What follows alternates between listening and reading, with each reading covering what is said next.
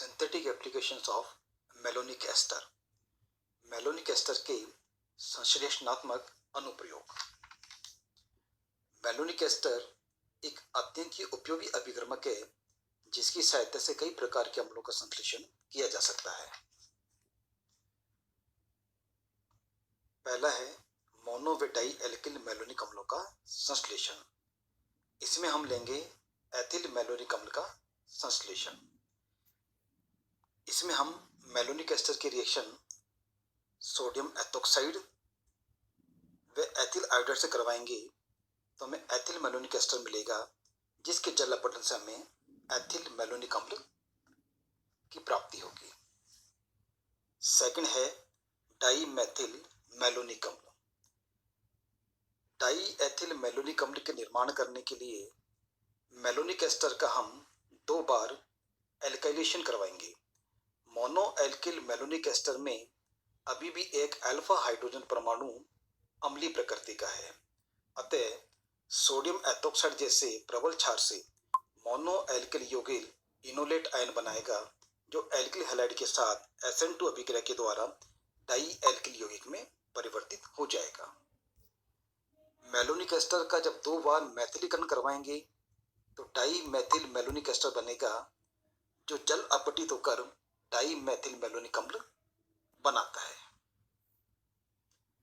तीसरा है ethyl methyl malonic अम्ल। इसको बनाने के लिए हम एक एक करके पहले दोनों एल्किल समूह का प्रवेश करवाएंगे और फिर इसका जल अपघटन कर लेंगे तो हमें एथिल मेलोनिक अम्ल प्राप्त हो जाएगा। सेकंड है मोनोकार्बोक्सिलिक अम्लों का संश्लेषण। मोनोकार्बोक्सिलिक अम्ल बनाने के लिए एथिल एसीटेट की तुलना में मेलोनिक एस्टर अधिक अच्छा रहता है और जहां तक संभव हो इसका ही प्रयोग करना चाहिए। इच्छित कार्बोक्सिलिक अम्ल का सूत्र लिखकर उसमें से CH-C समूह अलग कर देखते हैं कि शेष दोनों संयोजनों पर कौन से एल्किल समूह हैं। वही एल्किल समूह मेलोनिक एस्टर में प्रवेश करवाकर उसे पोटेशियम हाइड्रोक्साइड के साथ जल अपघटन करवाकर HCl से अम्लीकृत करते हैं और अवक्षेपित मुक्त अम्ल को उसके गलनांक के ऊपर तक गर्म करते हैं।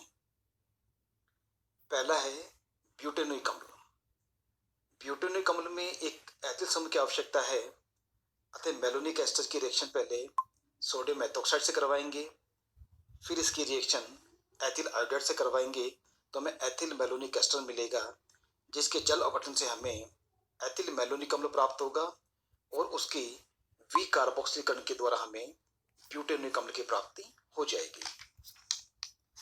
सेकंड है डाई मेथिल एसिटिक अम्ल। इसे प्राप्त करने के लिए 2 मेथिल समूह की आवश्यकता है, अतः इसे हम निम्न प्रकार से बना सकते हैं। यहाँ इसके विकार्बोक्सिलीकरण के द्वारा हमें डाई मेथिल एसिटिक अम्ल अथवा आइसोब्यूटेरिक अम्ल अथवा 2 मेथिल प्रोपेनिक अम्ल की प्राप्ति हो जाएगी। नेक्स्ट है एन वेलेरिक अम्ल। एन वेलेरिक अम्ल में एक एन प्रोपिल समूह चाहिए और इसे बनाने के लिए हम इसे निम्न प्रकार से प्राप्त कर सकते हैं। इसी प्रकार 2 मेथिल ब्यूटेनिक अम्ल बनाने के लिए पहले एथिल और उसके बाद में मेथिल समूह का मेलोनिक एस्टर में प्रवेश करवाकर क्रमशः जल अपघटन तथा विकार्बोक्सिलीकरण किया जाता है। थर्ड है डाई कार्बोक्सिलिक अम्लों का निर्माण। जब मेलोनिक एस्टर के मोनोसोडियम लवण का CH2NX2 या N = 0, 1, 2, 3 आदि है, अर्थात अल्फा ओमेगा डाई हैलाइड के साथ संघनन करवाया जाए और फिर उत्पाद का जल अपघटन करवाकर गर्म किया जाए तो डाई कार्बोक्सिलिक अम्लों का निर्माण होता है। यहाँ पहला है सक्सेनिक अम्ल। सक्सेनिक अम्ल में चूंकि CH2N के स्थान पर कुछ भी नहीं है, अर्थात यहाँ N = 0 है, अतः इसके निर्माण में मेलोनिक एस्टर के सोडियम लवण की केवल आयोडीन के साथ अभिक्रिया करवाते हैं, जिससे हमें सक्सेनिक अम्ल की प्राप्ति हो जाती है। नेक्स्ट है एडिपिक अम्ल।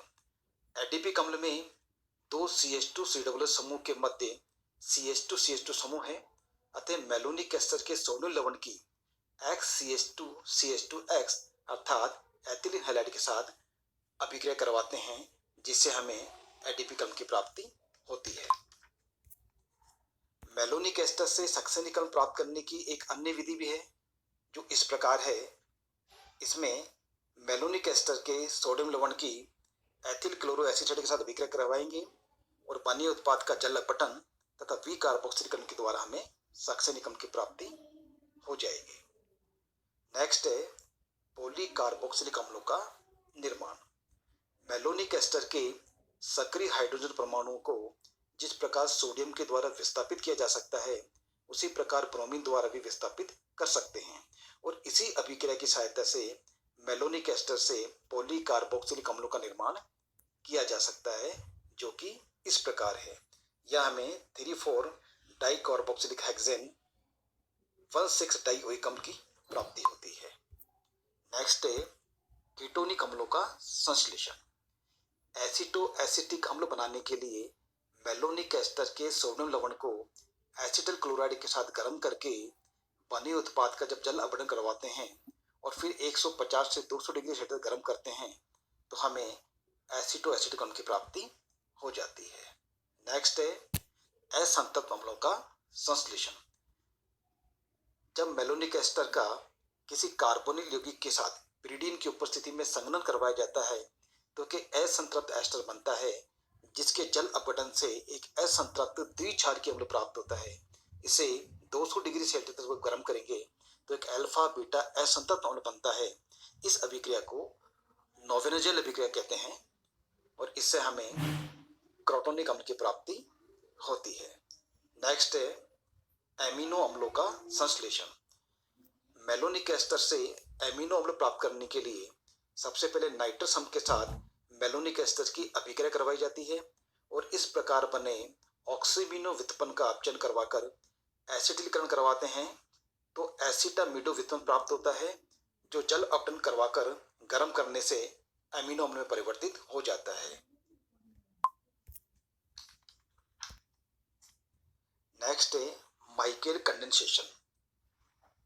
मेलोनिक एस्टर अल्फा बीटा असंतृप्त कार्बोनिल यौगिकों के साथ माइकेल संघनन अभिक्रियाएं संपन्न करके कई महत्वपूर्ण अम्ल बनाता है। पहला है ग्लूटारिक अम्ल का संश्लेषण। यहाँ मेलोनिक एस्टर की रिएक्शन एथिल एक्रिलेट से करवाएंगे और बने उत्पाद का जल अपघटन तथा बी कार्बोक्सिलीकरण के द्वारा हमें ग्लूटारिक अम्ल की प्राप्ति हो जाएगी। नेक्स्ट है ग्लूटामिक अम्ल का संश्लेषण। ग्लूटामिक अम्ल का संश्लेषण इस प्रकार से किया जाता है। नेक्स्ट है एलिसाइक्लिक यौगिकों का निर्माण। मेलोनिक एस्टर से साइक्लोएल्केन बनाने के लिए अल्फा ओमेगा डाई हेलो व्युत्पन्नों की मेलोनिक एस्टर और उससे दोगुनी तुल्य मात्रा में सोडियम एथोक्साइड के साथ क्रिया करवाई जाती है और बने उत्पाद का जल अपघटन तथा वी कार्बोक्सिलीकरण करवाने के ऊपर साइक्लोएल्केन बनते हैं। यहाँ साइक्लोपेंटेन इस प्रकार से बनाया जा सकता है। अभिक्रिया में पहला हाइड्रोजन परमाणु इंटरमोलिकुलर प्रतिस्थापन द्वारा निकलता है, जबकि दूसरा हाइड्रोजन परमाणु इंट्रामोलिकुलर प्रतिस्थापन द्वारा निकलता है। नेक्स्ट है विषम चक्रीय यौगिकों का निर्माण। मेलोनिक एस्टर की सहायता से कई विषम चक्रीय यौगिकों का भी निर्माण किया जा सकता है। उदाहरण के लिए बार्बिटूरिक अम्ल अथवा मेलोनिक यूरिया बनाने के लिए मेलोनिक एस्टर का संघनन यूरिया के साथ किया जाता है।